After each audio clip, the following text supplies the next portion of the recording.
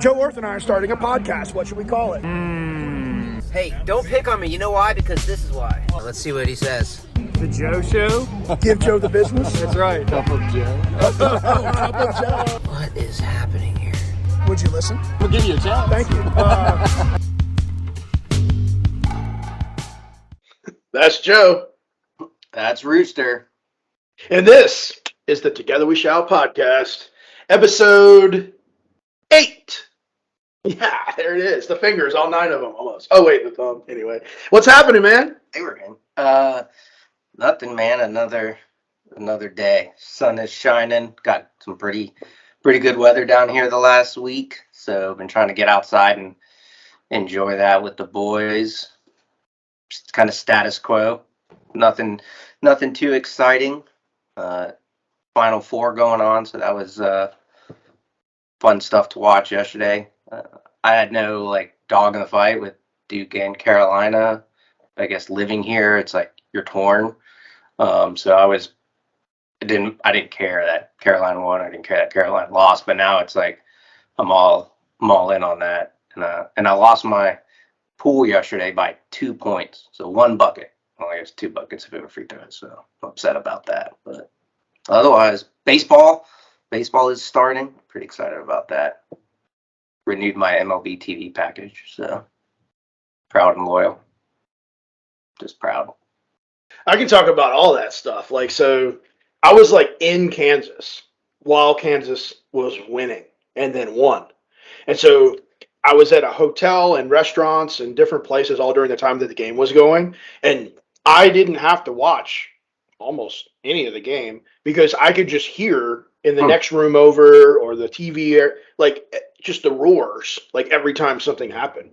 So I figured it out just through context clues that Kansas was winning and would win, and they did. And I think by the time everybody hears this, we'll know whether or not Kansas won the big show, right? So they're going to go play against who now? Kansas UNC, is it tomorrow or is it whenever day?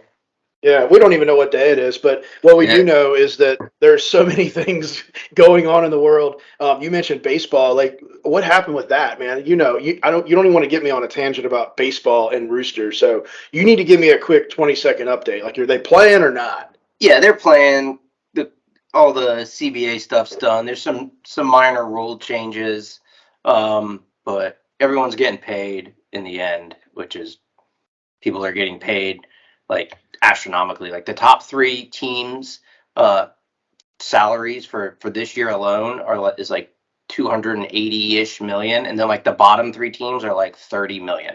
So there's I think it's $250 million delta between the highest salary team and the lowest salary team. It's that's what we should be fighting about, but those guys aren't going to get paid more. It's not the major league movie Scrubs by the Yankees, and the Yankees aren't even one of those teams. The things that we could do with a $230 million salary cap. My gosh, man. I literally think we could move the Appalachian Mountains or, I don't know, the Adirondacks. Little foreshadowing.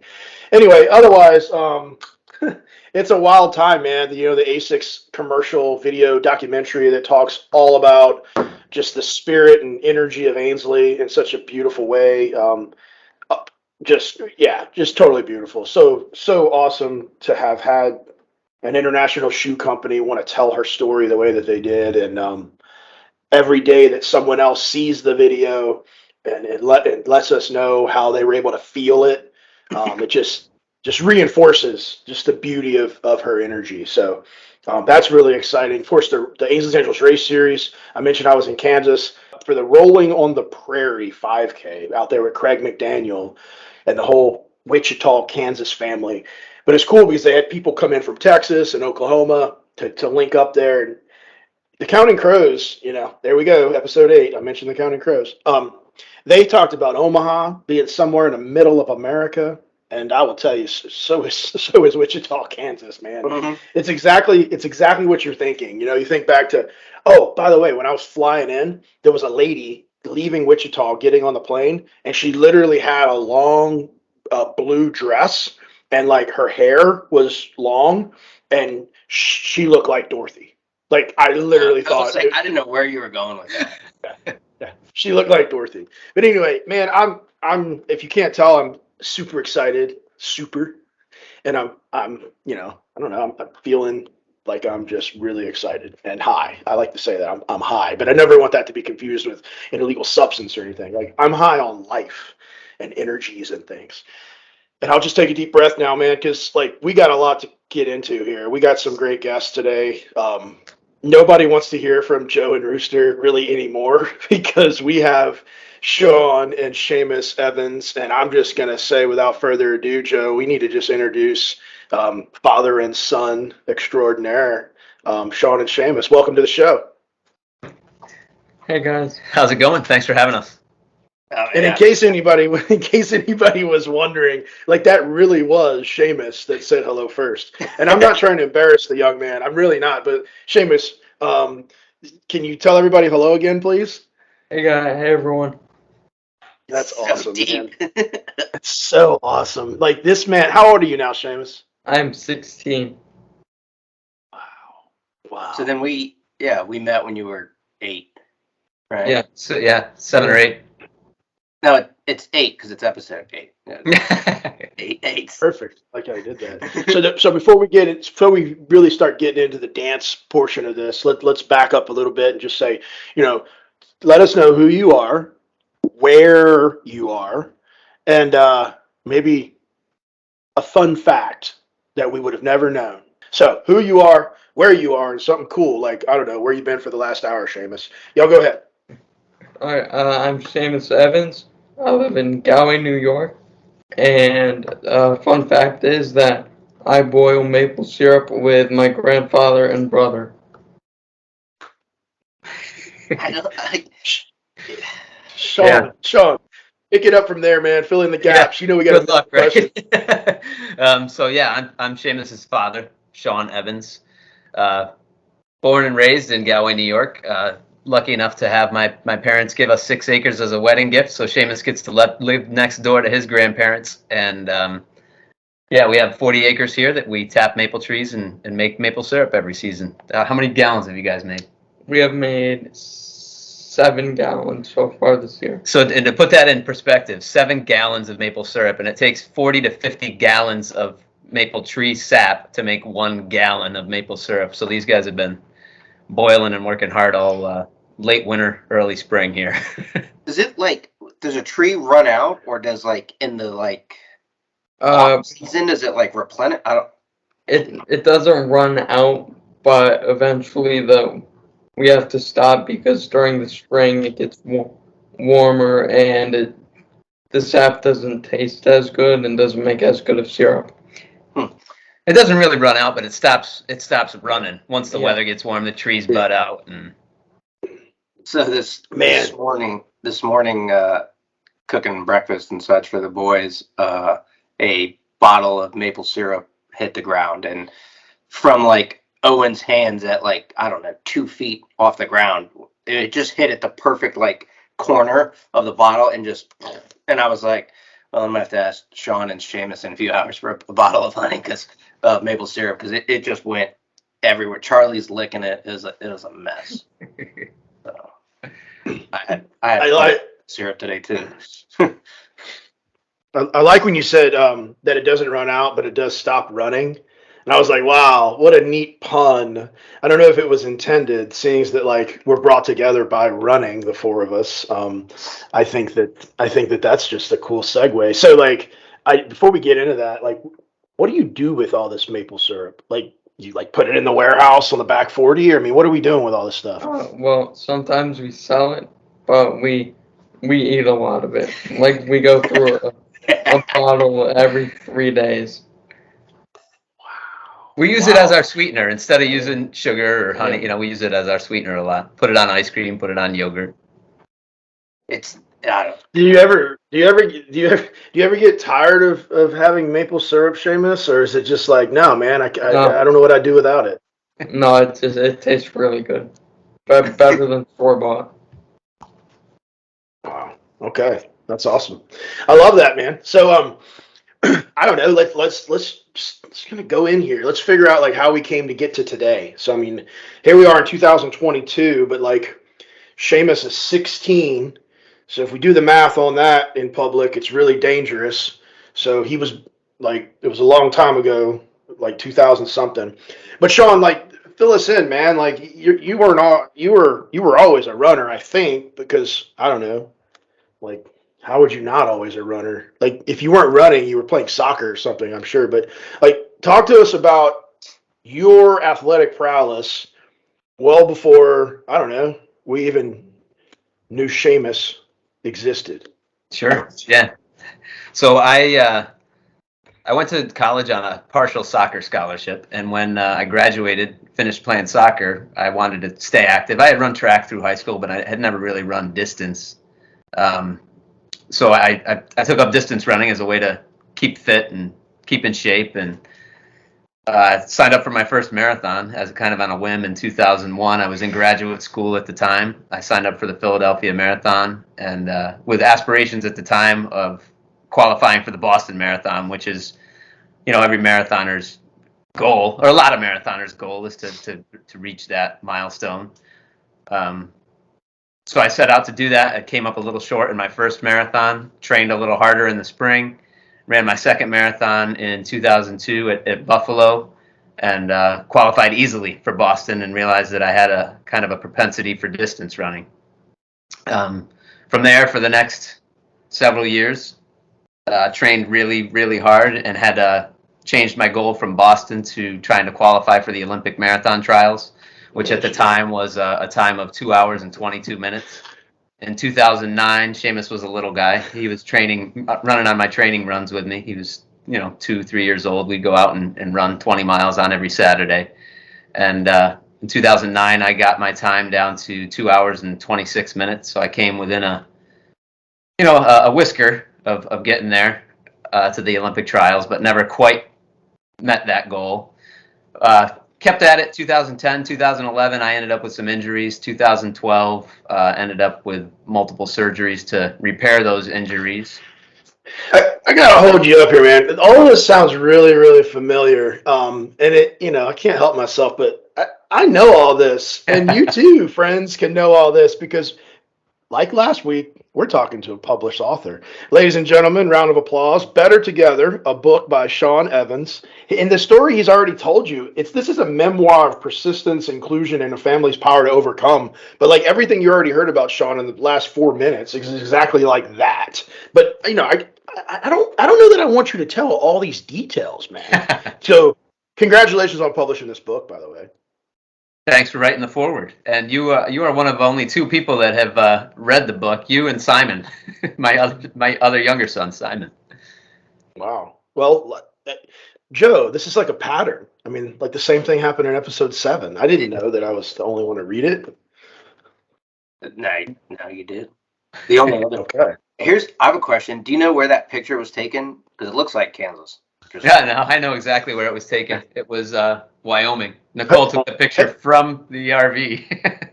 For everybody who's listening, I'm holding up a copy of the book right now, and there's a picture on the front. And Joe wanted to know where the picture was taken. So it's not Kansas, but it's. Oh yeah, I see a mountain in the background now, or a hill. Yeah, it's Wyoming, and Shamus is pulling his father along. I definitely want to get into why this picture was taken and all of that, but let me give you back. Let me get back to you. So like you were telling us all these things and Olympic trials and some error or some injuries, and then you said that. Wait, if I heard it right, you said Shamus was running 20 miles a day, but I could have sworn at some point you told me that he was born with cerebral palsy. So like how did he run 20 miles a day? Like, dude, you gotta come on, help me out here. All right, I'll close that loop for you. So Shamus, he was diagnosed with CP when he was a year old. So yeah, cerebral palsy. Originally, it was diagnosed as spastic diplegia, which means it primarily affects his legs.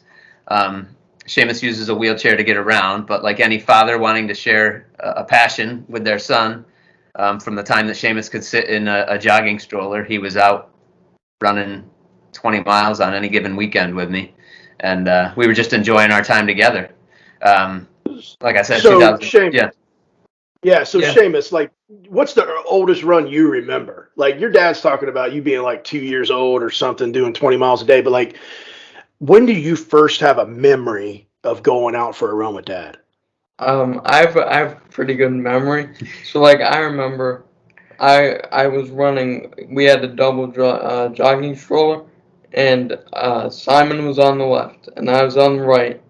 And I remember him asking us which way we wanted to go. And Simon and I hardly ever agreed, but that one day we both agreed that we would go left out of our driveway and up Antioch. Do you go ahead, Joe? I was going to ask Shaun if he remembers that. Joe, did you want to say something? I'm sorry. So you said up, and is that like a big hill? Yeah, yeah.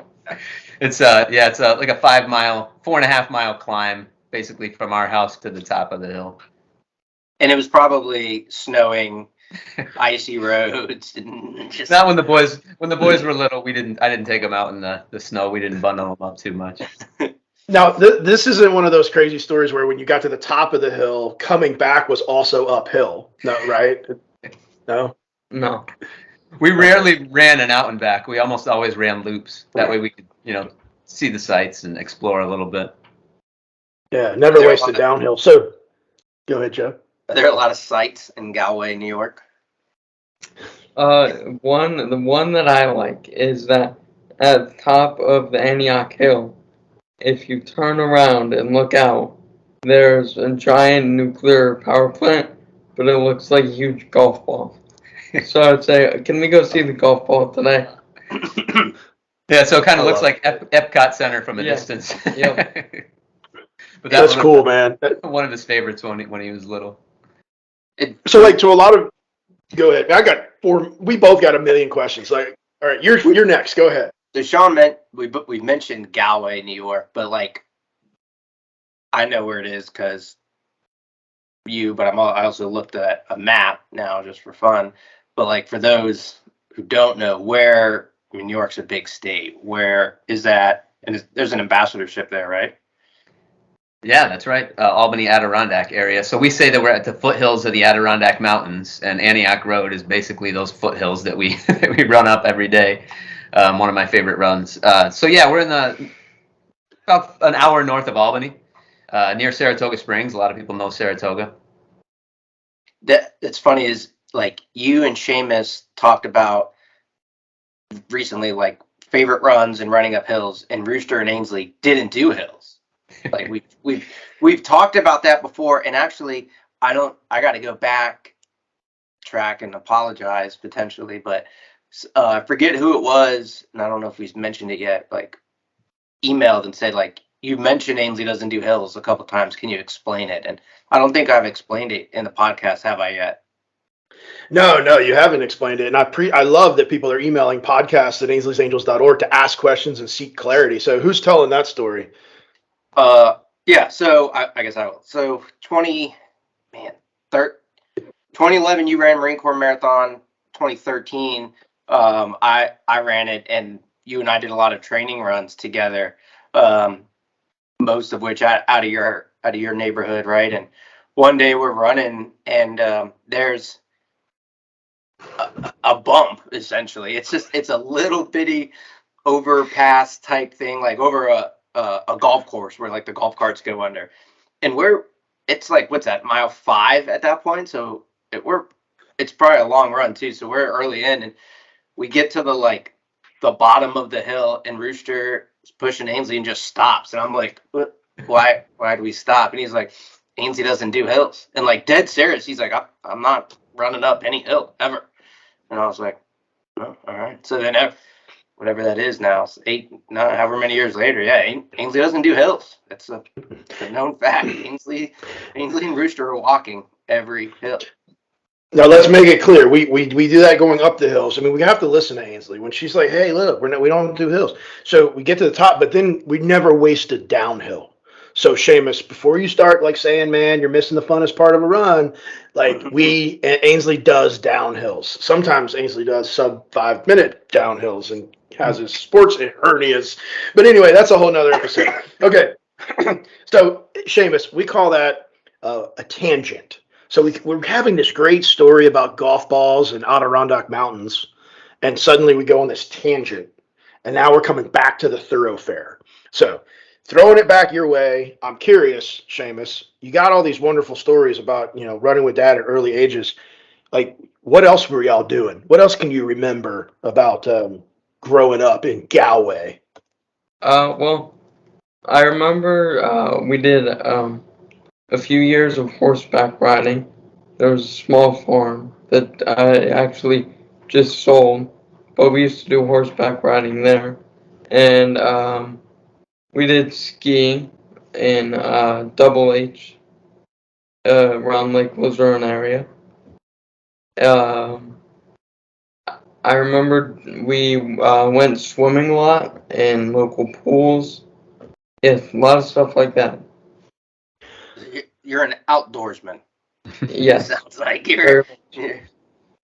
So like, I love that because number one, I've never skied on snow in my life, and Shamus has skied more miles than I don't know. That's just man. I've never done. And this horseback riding thing, I'm trying to picture that because like I've been on a horse a few times, but like you making it sound like you're like giddy up and like with the spurs and stuff.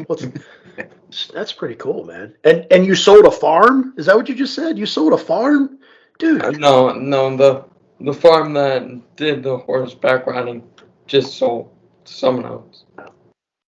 Okay, I thought, man, I was like, dude, I'm throwing in the towel, bro. I will never catch up with you. I love this. It's good stuff. Anyway, so yeah, so what are you doing while he's doing horseback riding and skiing and running? What are you doing to like? This is a pretty intense lifestyle, Shaun. What was your occupation at the time? Yeah, so I've been a physical therapist. At the time Shamus was born, I was actually a pediatric physical therapist exclusively, and then I switched up a little bit after he was born to do home care so that I could be with the family a little bit more. It was a better schedule. So whatever Shamus wanted to do, I was right there by his side at the horseback riding lessons, at the ski slope. Even though I had never skied at the time, Shamus was skiing. He was in a challenger baseball league and soccer league when he uses a wheelchair now, but when he was small, he used to be able to use a walker. So I was there to help transition him, transfer him, whatever he needed. I remember at like kids' birthday parties or whatever we'd go to, they'd have bouncy houses, and I'd be in there jumping with him. Anything to get him involved and included with his friends, we were figuring out a way to make it happen. So I was happy to be there with him.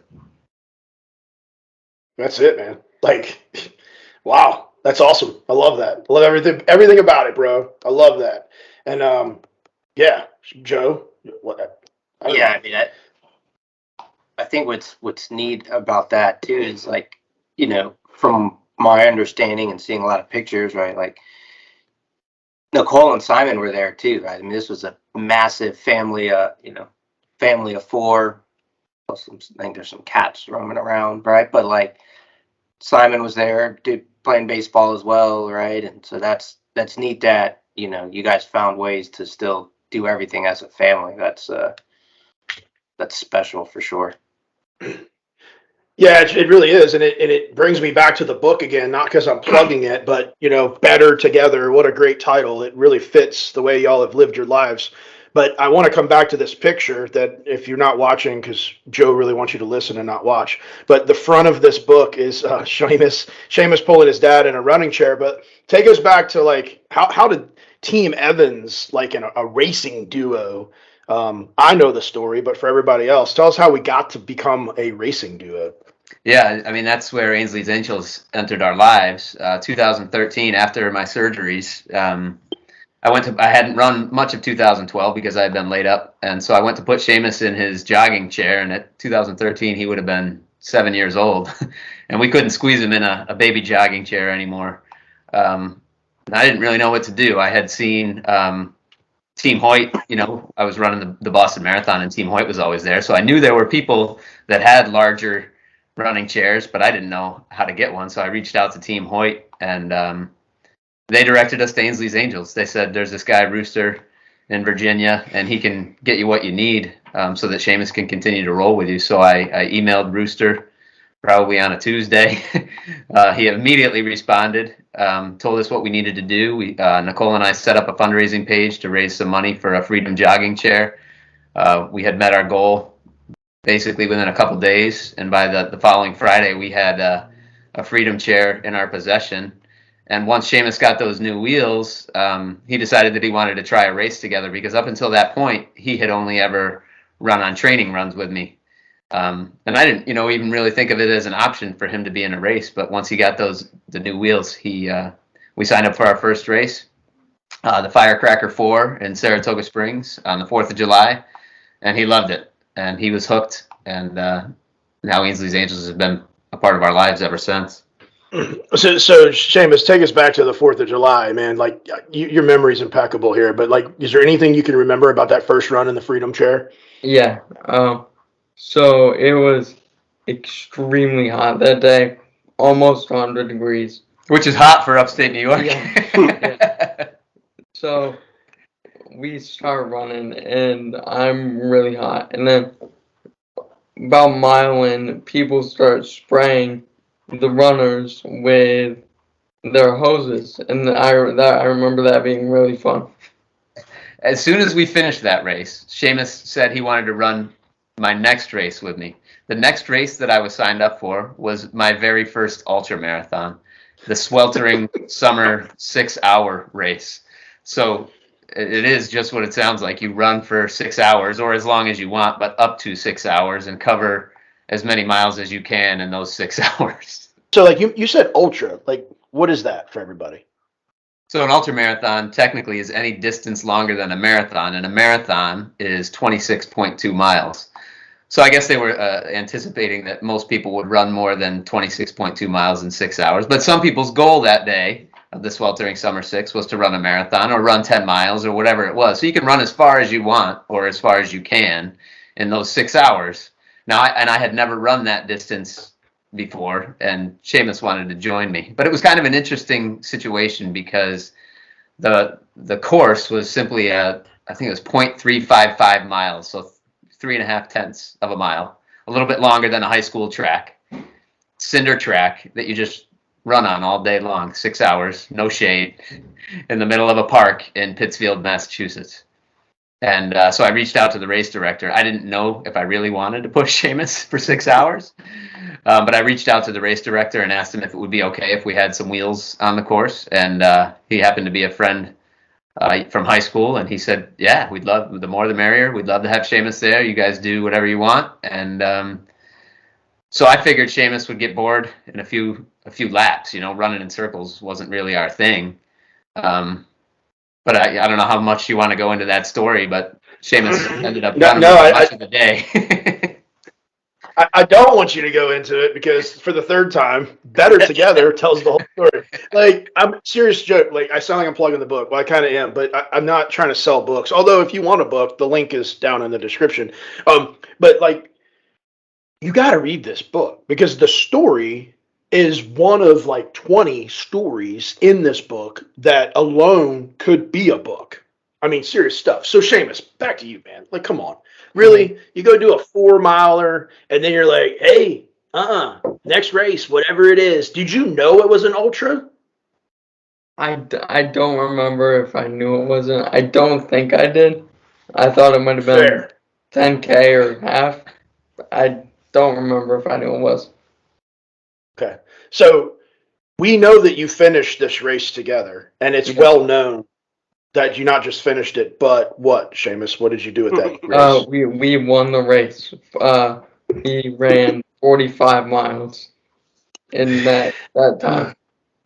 Good gosh, man! The amount of people that are like doing the math too now, like 45 miles in 6 hours, pushing their son in the smallest of circles in blasting heat. It's like, oh, all right, very well. Yeah. I'm doing cheers, and I'm also saying it's It's Miller time. Ladies and gentlemen, it's the part of the podcast in which we invite you to grab your favorite beverage, whether it's a good ice cold water, some sweet tea, or whatever it is that Joe's opening over there, and just enjoy it. If you're tube fed, we would ask you to have mom or dad hit pause and go ahead and connect your favorite enjoyable meal or beverage through your tube. So everyone's included in Miller time. All right, back to the show. Oh, by the way, we are not sponsored by Miller Lite yet.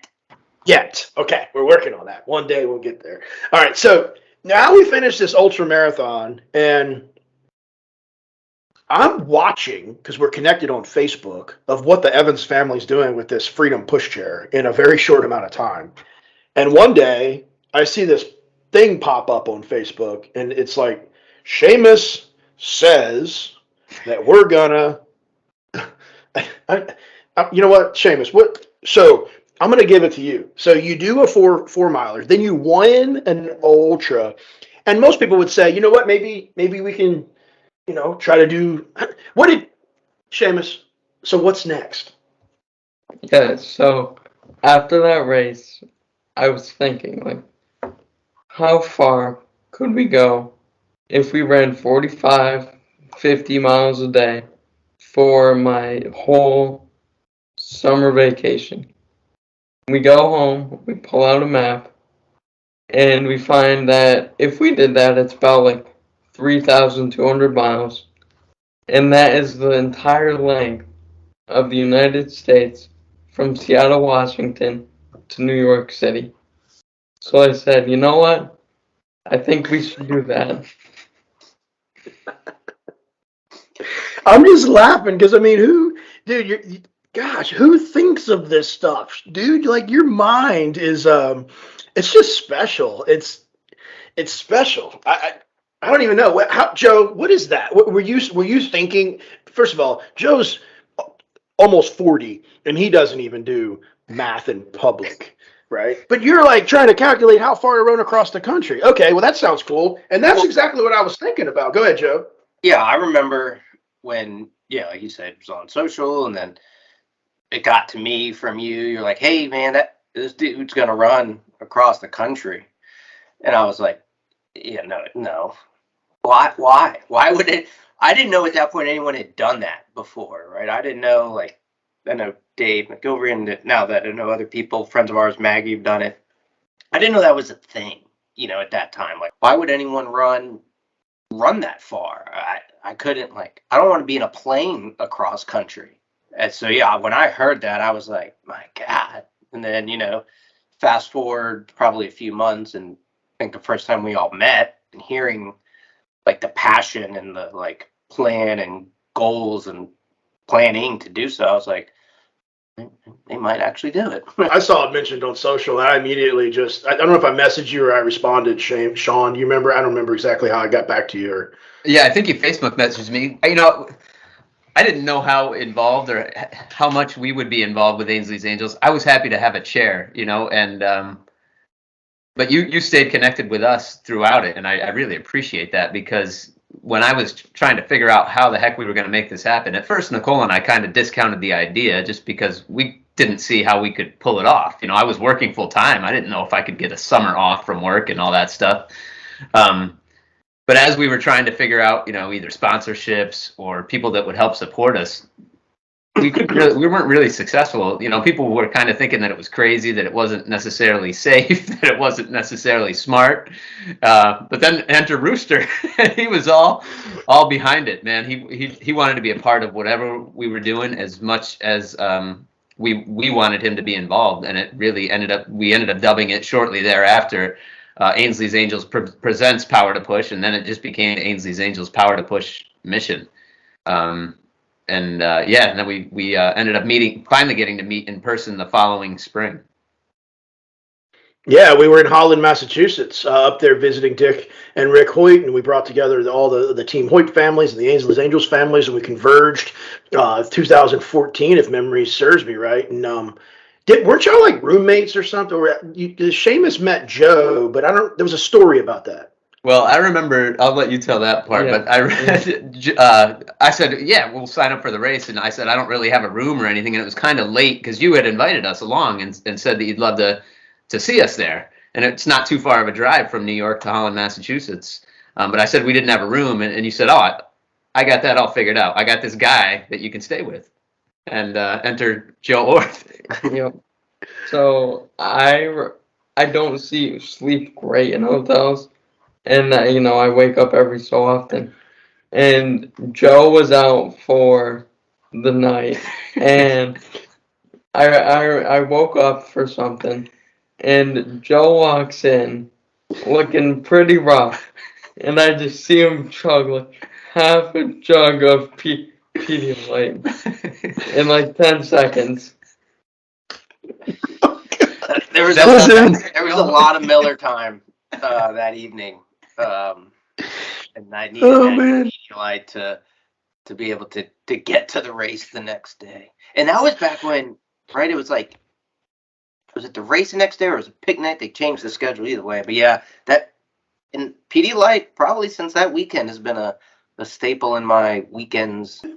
Well, just in episode 5, I was telling Joe that, like, bro, you're not allowed to mentor anybody. And it's a whole story. You got to listen in episode 5, and we come around. But this, ladies and gentlemen, is exactly why in 2012, 14, 15, I said Joe is not allowed to mentor anybody. Because here's Shamus thinking about this wonderful guy, Joe. And he sees him come in rough.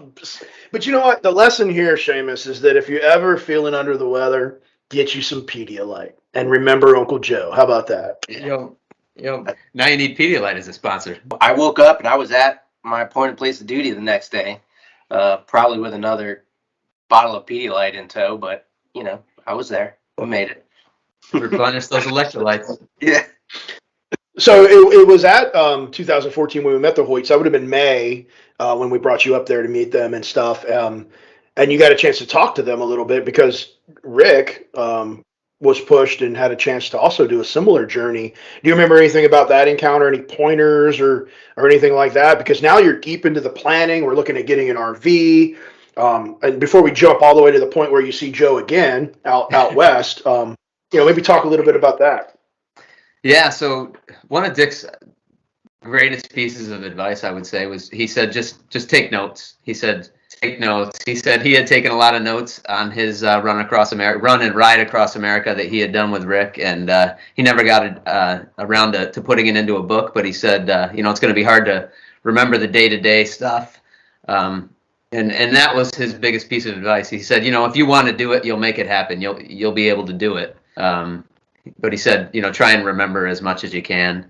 I can't remember if he put me in touch with Dave McGilvery, the director, the Boston Marathon. I know we met him a couple months later. But Yes. So I love that you brought that up. We went down to the Louisiana Marathon, and you and Shamus joined Joe and I in January of 2015, and we were at the expo set up there. Of course, that was the start of our great relationship with the Louisiana Marathon. And it was that year that Dave McGilvery and Rooster were the guest speakers in the spaghetti night dinner that they put on, which I can't believe that actually happened. Like, I literally shared the floor with Dave as a keynote speaker. That's just wild to me to this day.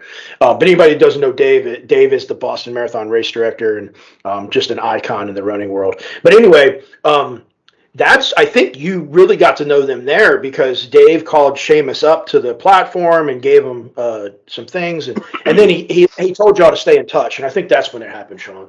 Yeah, and Dave gave me his cell phone number that weekend, and we texted regularly. I spoke with him on the phone several times, and he was the one that gave me some more tips about, making sure you're taking care of yourself and hydrating and fueling and how to go about doing some stuff. And he just encouraged us all the way across the country, too. And so it was more than just a run. So Dick and Rick ran and rode rode a bike when it was safe. And Dave, I think, did he run across the whole time? He ran, yep, coast to coast, yeah. And then Shamus decided we were going to take this thing to a whole nother level. So not only are we just going to run when it's safe across the country from, sea to shining sea. But along the way, Shamus has this idea. He wants to do something. This guy's brain. Go ahead, Shamus. What else are we going to do? Yeah, so I think it was around Thanksgiving, and something in school like what we could give to other people. And I came home and I was telling my dad about it, and I said to him, what if when we run across America, we donate running chairs to other kids with disabilities so they can run with their families as well?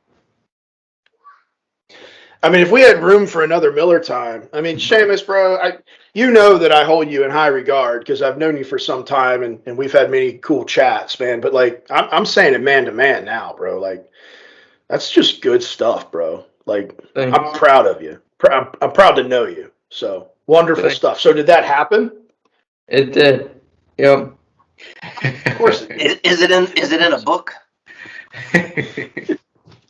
Oh yes, together. I won't. I'm not going to plug the book again. So anyway, thanks to Ainsley's Angels, we were able to make that happen. I mean, by then we were fully engulfed in the family of Ainsley's Angels, and we knew that we could get some Freedom jogging chairs. I think we had maybe 10 shipped out to Seattle.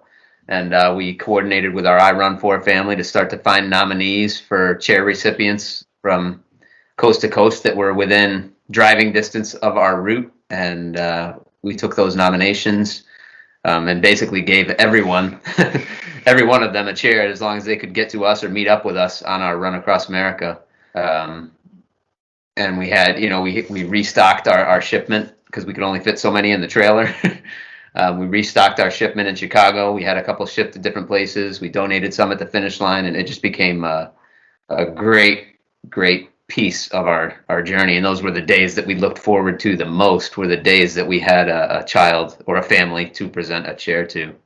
Another neat thing about Shamus being pushed across the country, right? Colin Simon, and other Evans family members in support roles, donating these chairs, a handful of ambassadorships came out of that journey as well, that are still up and running today, which is awesome, whatever that is 7 years later. It's like checking boxes of like great things in inclusion across, the northern United States, if you would. Yeah, and I think not only directly from our route did we get some ambassadors, but just people hearing about it because there was some media attention generated a lot of different places. In fact, a couple summers ago, Shamus was sailing. I don't know if I ever told you guys this story. Shamus was sailing on Lake George in his adaptive sailing program. And Nicole and I were sitting in the spectator boat. It was during a regatta. Yeah. And we were sitting in the spectator boat, and there's a woman from Australia that had volunteered at the camp that Shamus was sailing at. And we started talking about, things that we had done in our run across America. And all of a sudden she stopped and she looked at us and she goes, "Wait a minute, that's you guys? That's your family?" And she knew about us all the way in Australia. She had heard about us, through the grapevine from one of her friends in Missouri, which wasn't a state that we had run across America, so it was just a kind of amazing and a really cool moment to see how far that mission had traveled without us ever even really knowing about it. Yeah, that's wild, down under. Have we ever shipped a chair to Australia, Rooster? Yeah, we did. There's one or two. Mm-hmm. There was an INAD, I should say, a person diagnosed with INAD who reached out because that's what Ainsley was diagnosed with, and we ended up connecting the dots. To ship the chair cost more than the chair, but yes, we did get it to that continent. So good memory there, Joe. I'll tell you, we might have to have y'all back on again, man. We're over 45 minutes in, and we got so many more things I want to talk about.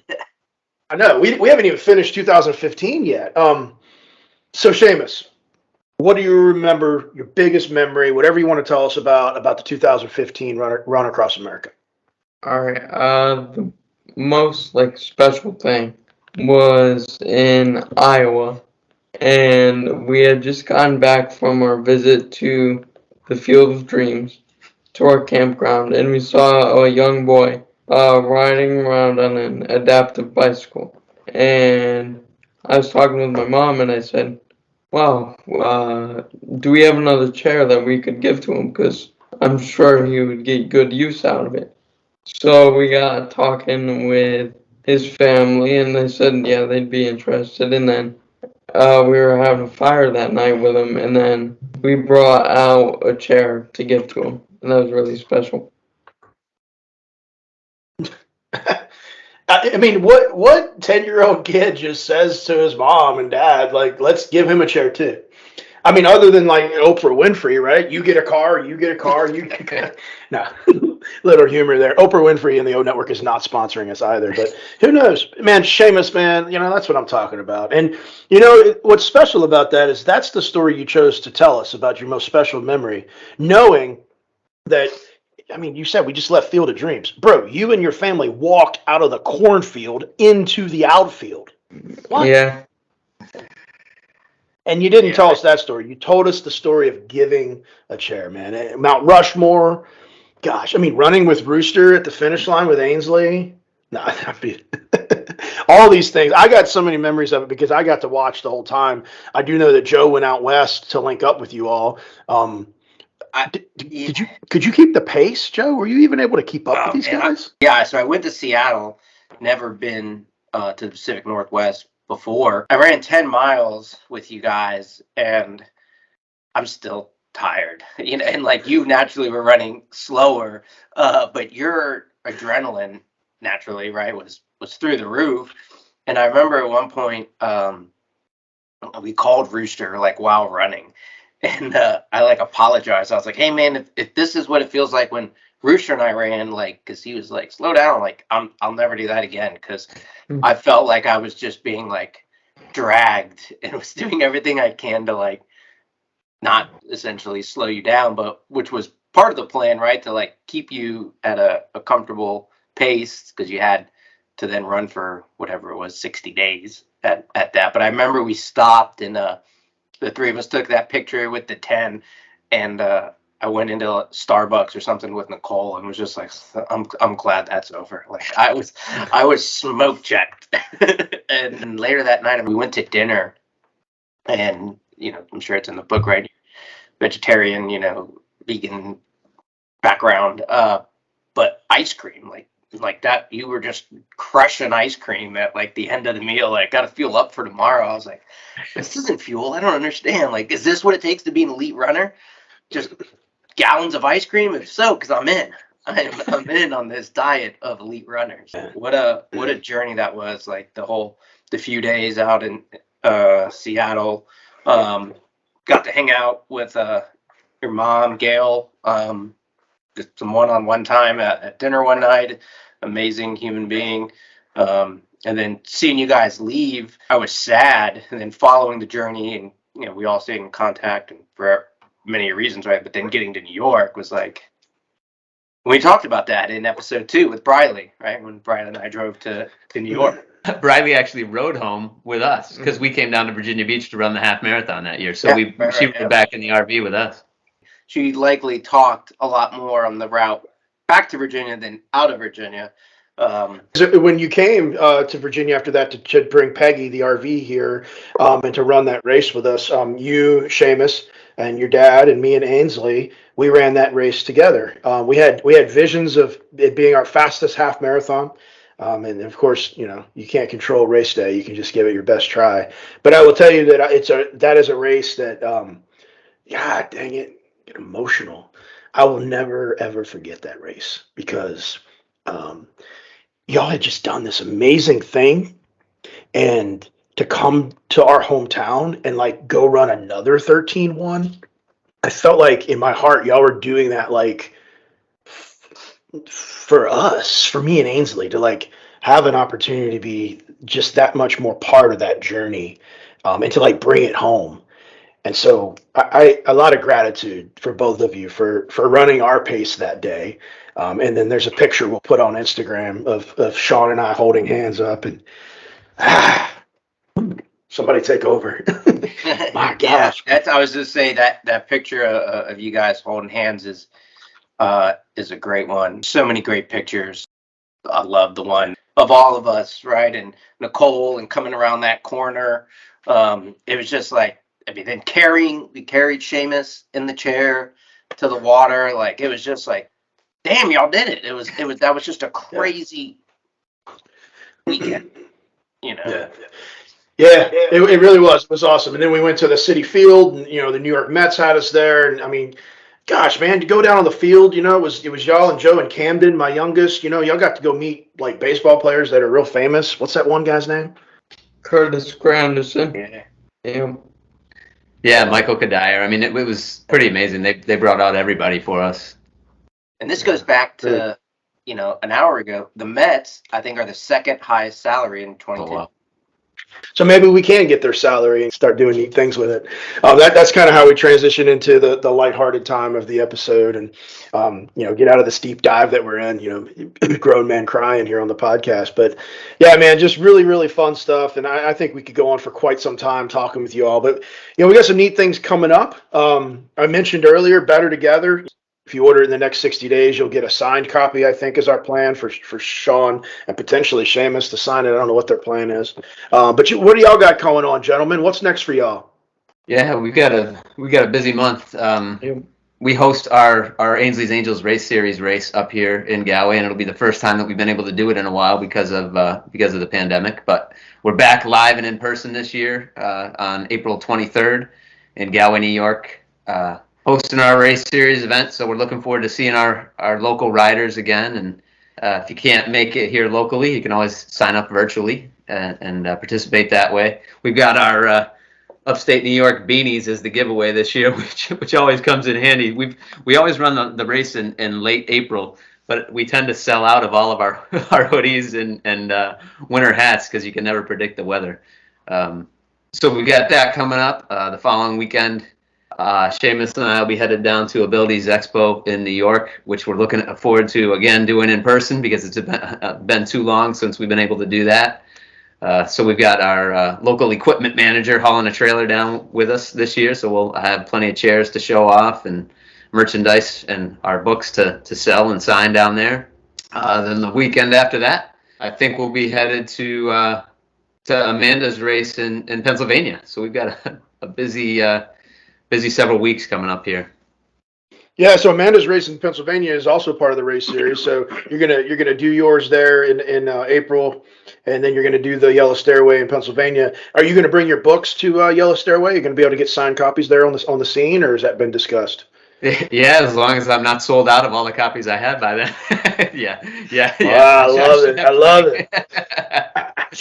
That's good stuff, man. Again, really, really stoked, man. The book tells so many stories, and if you've enjoyed just a part of listening to this journey with us today, get your hands on this thing so that you'll be ready for the next time we have them out on the show so we can give an update.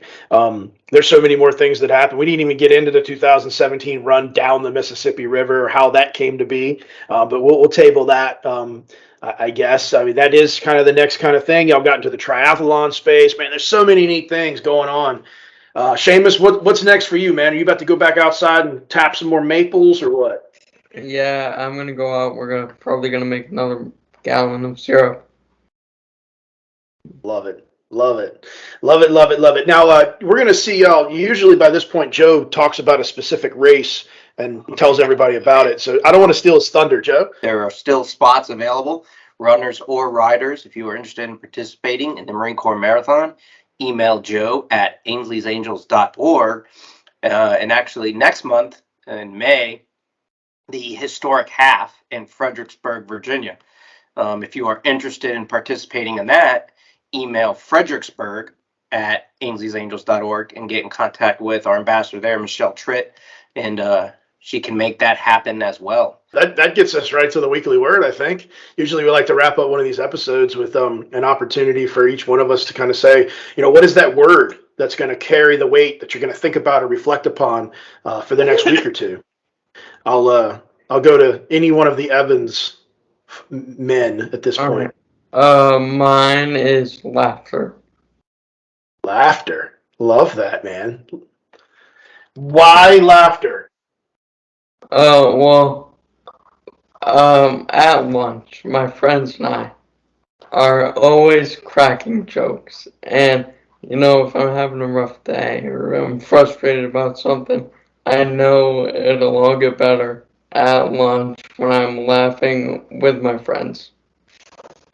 Man, you absolutely nailed it. I love that because I always try to tie it into like what science says makes up our character. And you might not know this, Shamus, but you probably do know it. You know everything. But humor is one of the 24 character strengths that make up who we are as a person, and it's defined as laugh a lot with others. There you go, man. I love that. Great word. What about you, Shaun? I just want to elaborate on that a little bit because one of the buddies that Shamus eats lunch with is Noah. And Noah's one of the families that came down and welcomed us at the finish of our run across America. Noah held up a big sign at the finish that said, "My best friend just ran across America." And that was one of the greatest moments of the finish for me. And those guys have been very, very close ever since. Noah has pushed Shamus in several races, including our Together We Shall 5K. So those guys are really close buddies, and we're so lucky and glad to have that Shamus has him in his life. But my weekly word will be family. Family, along with our better together. Family makes everything that much better for us, for me, and you guys in my new role here with Ainsley's Angels. I'm it's nice to have us as a family back together again. I feel like we get to reconnect like we did 7 years ago when we were planning the run across America. I appreciate all the time that I get to speak with you guys nowadays and all the projects that we have going for Ainsley's Angels. So mine is family, both my immediate family and our Ainsley's Angels family. Yeah, man, same, bro. Like, I love it. We have our weekly, what is supposed to be hour chats. They turn into 90 minutes to 2 hours. And we save the world on a specific topic of the day. For those of you that don't know, Shaun's working full time with Ainsley's Angels now. He's our vice president of education. And it's super special to have him on board because he's taken all of his knowledge and all the stories that he's shared with us through the years, and he's applying it to building an online curriculum. As part of our ambassador training program and our soon-to-be angel development program. So we're grateful for you, Shaun. Thanks, man. Joe? Oh, man. I haven't thought about it at all. I'll edit all this pregnant pause out. Don't you worry. No, don't do it. Cookies. Cookies is my weekly word because we didn't talk about it yet. And the Evans brothers make cookies and lemonade, and it's delicious. Done. Cookies. Man, dude, I love that. I love everything about that. And then I'm going to wrap it all together and say I'm going to take laughter, and I'm going to take family, and I'm going to take cookies and snacks and lemonades, and I'm going to do all that with my family in the Dominican Republic. So for the first time in my life, our family of 4 is going to go on a vacation together. And it's going to be better together, and we're going to have a blast, and we're going to laugh, and we're going to eat cookies, and we're going to be together as a family. We're going to do that coming up really, really soon. In fact, the day that this airs, we will be coming back from the Dominican Republic, which is why I feel safe sharing that with everybody publicly on a podcast. I'll be back home by the time you hear this. But anyway, man, y'all, this was fun. This was so fun. Thank you. We went a little bit over time, but I think it was that kind of jam. That's if the listener really wants to hear some cool things, they're going to hear it here. So as we wrap this thing up, we're going to give it one more chance here, Shamus. What do you want to leave people with? Anything you want to say before we conclude? I just want to say to everyone, dream big and anything is possible. You know what? I got enough. He's in charge. We're done. This was good. Yeah, we're done here. The structure of this building has reached its capacity. Find your people, and if they make you feel sexy, even better.